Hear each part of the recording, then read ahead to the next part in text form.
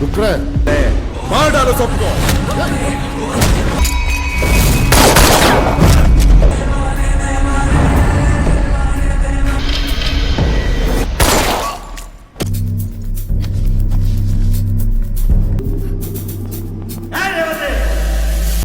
ನಂಬಿಕೆ ದ್ರೋಹ ಮಾಡುತ್ತೆ cheater. Halo sahabat, Assalamualaikum. Apa kabar? Semoga sehat selalu dan senantiasa berbahagia. Terima kasih sudah subscribe dan selalu setia menyimak video-video SLMT-TV. Semoga Tuhan Yang Maha Kuasa selalu memberikan rezeki yang melimpah ruah dan juga berkah untuk sahabat semua. SLMT-TV kembali hadir, kali ini mengisahkan tentang sebuah cerita dari film yang berjudul 21 Hours. Wild man ನಿಮ್ಮ ಹುಡುಗಿ ಎಂಟ್ರಿ ಆದ್ರೆ ಅವಳು ಮಾಧುರಿ ತಲೆಗಳು.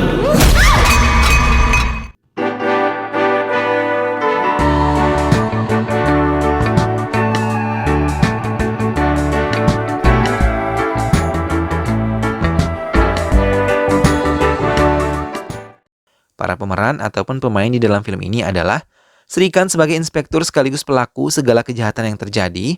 Giris Nair adalah ayah tiri Madhuri Menon. Madhuri Menon adalah istri Renjit dan Renjit adalah suami Madhuri yang memiliki kelainan seksual. Joy adalah teman Madhuri. Visal adalah selingkuhan Madhuri sekaligus teman kerja Madhuri. Revita adalah rekan Srikan dan Motai adalah kepala pengedar obat-obatan terlarang. Giris Nair mencoba menghubungi Joy untuk mengabari kalau putrinya Madhuri menghilang dan meminta tolong kepada Joy untuk mencari informasi tentang Srikan yang diketahui terakhir kali bersama dengan Madhuri. She can stay for about 5 to 6 hours. Sure, sir. We will come. Setelah menelpon Joy, ia langsung menuju kantor polisi Whitefield dan meminta seorang anggota polisi yang tengah bertugas di sana untuk menunjukkan di mana Inspektur Srikan berada. Tapi ia merasa bingung karena di kantor polisi tersebut tidak ada yang bernama Srikan. Hingga Giris Nair sedikit memaksa untuk masuk ke kantor polisi itu dan menemui inspektur yang tengah tertidur. Karena merasa terganggu, Patil, inspektur tersebut memperbolehkan Giris Nair dan istrinya masuk ke kantornya. Di dalam kantor, Patil Giris menjelaskan kalau ia datang ke kantor polisi Whitefield untuk menemui Inspektur Srikan yang diketahui terakhir kali bersama dengan putrinya. Namun Patil mengatakan kalau di kantor polisi Whitefield tidak ada inspektur yang bernama Srikan, hanya ia yang bertugas di kantor ini. Sementara di tempat lain, Joy menelpon Menteri Dalam Negeri yang merupakan ayahnya untuk membantunya menjadi temannya yang bernama Madhuri. Ayahnya mengiyakan dan akan membantu Joy menyelesaikan masalahnya.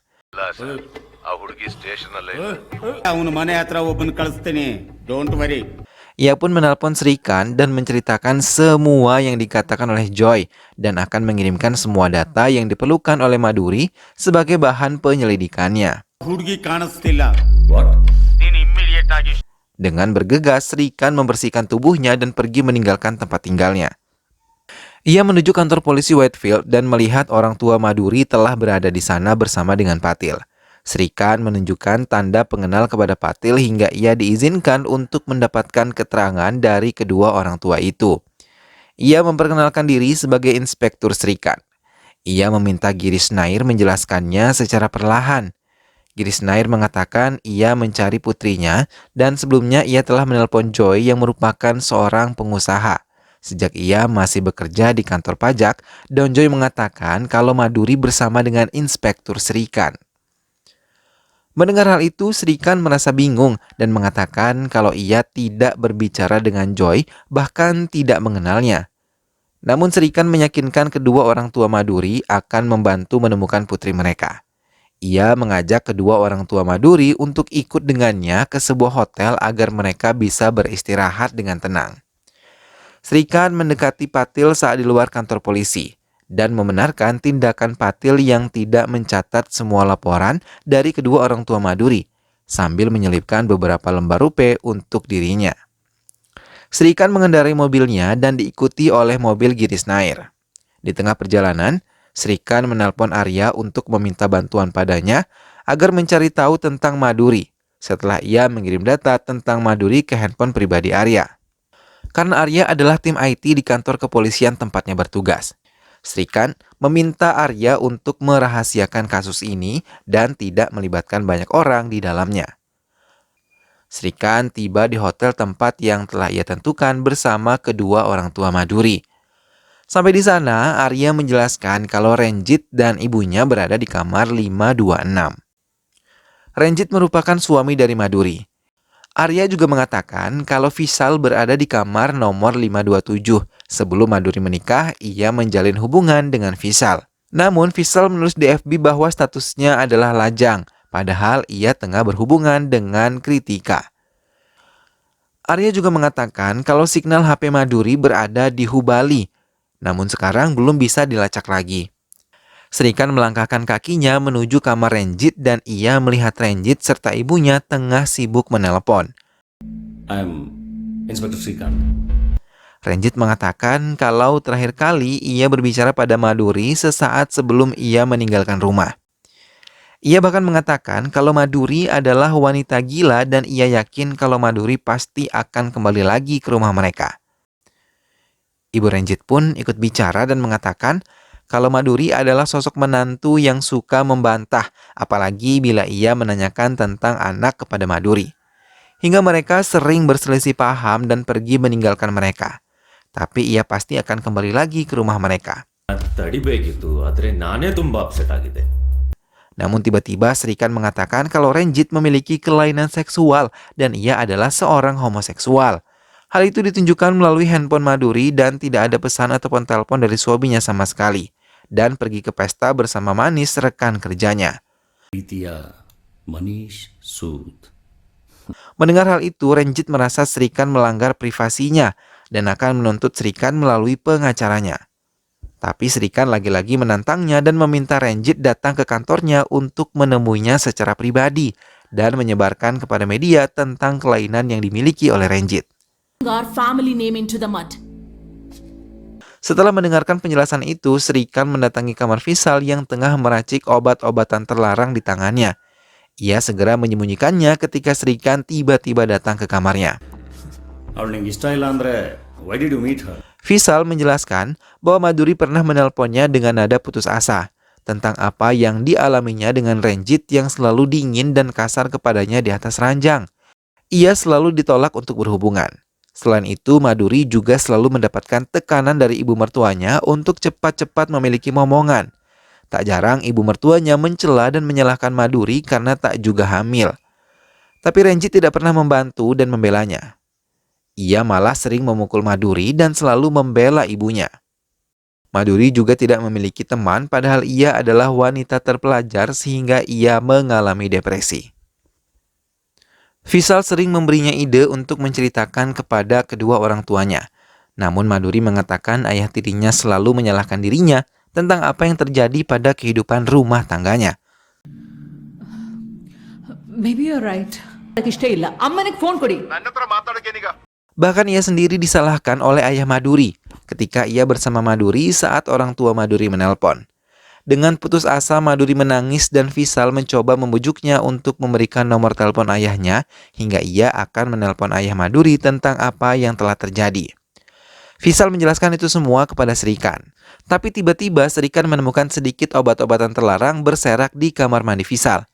Ia lalu mencicipinya untuk meyakinkan diri. Srikan mendesak Vishal untuk mengeluarkan semua barang haram yang ia miliki dan memaksanya menikmatinya di depannya. Vishal pun menurutinya dan ia mencoba barang tersebut di hadapan Srikan. Dan dalam keadaan setengah mabuk, ia dipaksa lagi oleh Srikan untuk menceritakan tentang Maduri. Vishal mengatakan Maduri pernah mengatakan kalau ia akan bunuh diri untuk mengakhiri semua hidupnya. Hingga untuk menenangkannya, Vishal membawa Maduri ke hotel dan tanpa memedulikan perasaan Kritika, tunangannya karena Maduri dan Kritika tidak saling mengenal. Vishal juga mengatakan telah menjemput Maduri pukul 10 malam. Dan ia tidak begitu yakin dan meyakinkan Srikan tidak ada yang terjadi dengan mereka di kamar tersebut. Tapi Srikan tidak mempercayainya dan membuat kesimpulan sendiri kalau Maduri dan Vishal pernah tidur bersama. Dan tiba-tiba Kritika masuk dan langsung menghantam kepala Maduri hingga ia tewas. That's it, bro. Vishal terus membela diri dan mengatakan tidak melakukan apapun kepada Maduri. Malah, ia melihat Maduri dijemput seorang wanita yang mengaku anak buah Inspektur Srikan saat ia mengajar Maduri meninggalkan kamar hotelnya. Srikan meninggalkan kamar Vishal dan mengabari Menteri Dalam Negeri tentang penyelidikannya. Yes, sir. Thank you. Srikan melangkahkan kakinya ke kamar Joy untuk mendapatkan beberapa informasi tentang Maduri. Joy mengatakan Maduri adalah teman baiknya dan ia merasa terganggu dengan penempatan dirinya di hotel ini karena akan merusak reputasinya bila masyarakat tahu mengenai hal ini. Ia mulai menceritakan saat ia berpesta, Gidis Nair menelponnya dan menanyakan keberadaan putrinya dan mengatakan ia bersama temannya di dekat kantor polisi Whitefield dan mereka berniat menjemputnya ke sana. Please to pick her up and keep her in a station somewhere in that day. Thank you very much. Joy pun menelpon teman bisnisnya yang bernama Namaskara untuk melindungi Maduri dan menempatkannya di kantor polisi selama 5 sampai dengan 6 jam.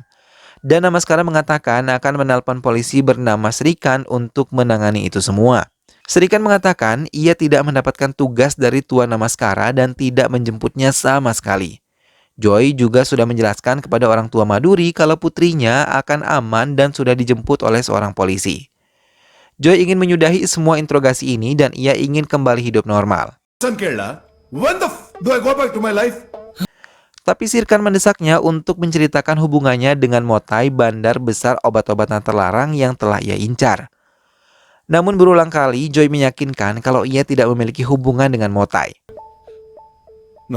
Sir. Srikan juga kemudian menerima telepon dan mengatakan kalau tubuh Maduri telah ditemukan dan ia telah tewas. Mendengar hal itu, Joy merasa sangat kecewa hingga Srikan menekannya untuk mengatakan siapa laki-laki yang mengaku bernama Srikan.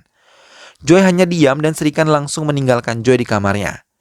Namaskara menelpon Srikan dan mengatakan anggota polisi lain menemukan tubuh seorang wanita dan ia tidak meyakini kalau tubuh itu adalah Maduri. Madhuri ತಂದೆ ತಾಯಿಗೆ ನಾನು ಮಾಡಿರೋ ಪ್ರಾಮಿಸ್ನ ಉಳಿಸ್ಕೋಬೇಕು ಅಂತ.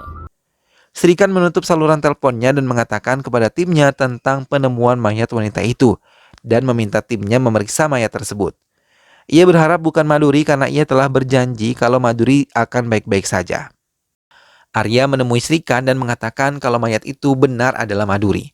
Hal itu membuat Srikan kesal dan langsung mendatangi kamar mayat rumah sakit.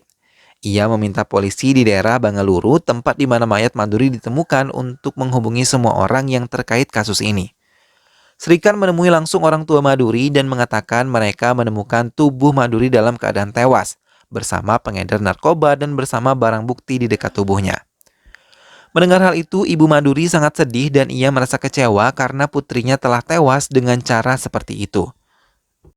Srikan menelpon Namaskara dan mengabari kalau benar mayat yang telah ditemukan adalah Maduri. Namaskara meminta Srikan untuk menyerahkan kasus ini ke bagian kriminal di kantor kepolisian Bangalore dan menyerahkan kasus ini kepada mereka.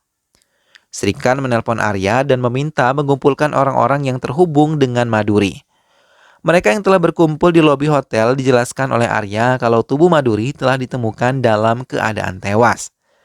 Semua yang mendengar hal itu merasa kecewa dan Arya mengatakan bahwa kasus ini telah dilimpahkan ke cabang kriminal di Bangalore.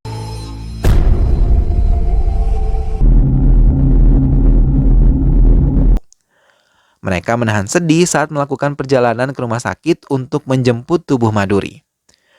Sementara Srikan mengendari mobilnya dan berhenti sejenak.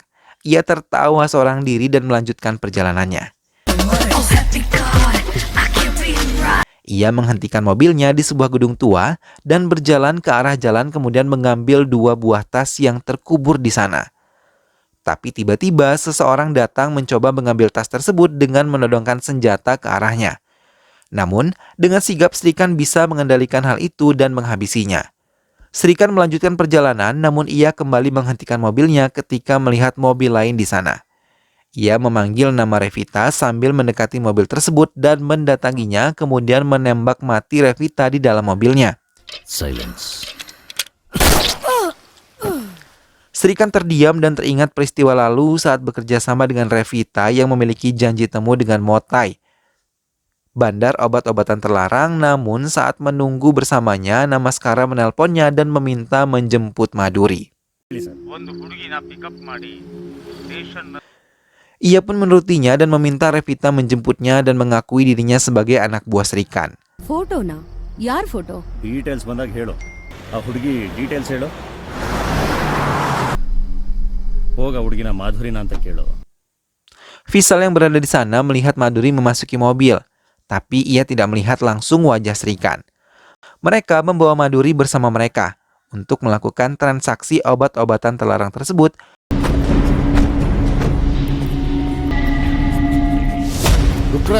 Namun saat mereka tengah melakukan transaksi, anak buah Motai mulai menembaki Srikan hingga mereka pun terlibat baku tembak. Namun Srikan bisa mengatasi itu semua dengan cepat dan membawa uang ke dalam mobilnya.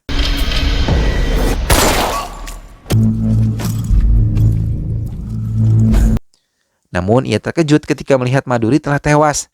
Srikan pun menggendong tubuh Maduri dan menyatukannya dengan tubuh para pengedar obat-obatan terlarang tersebut dan meletakkan barang bukti di atas tubuhnya. Ia lalu mengambil handphone Maduri. Namun saat ia melangkahkan kaki ke mobil, ia tidak melihat Revita dan tas berisi uang. Dengan bergegas, Srikan mencarinya sementara Revita yang telah bersembunyi meletakkan beberapa uang di dalam jas yang ia gunakan. Srikan terus mencari Revita yang ketakutan bersembunyi di belakang dinding.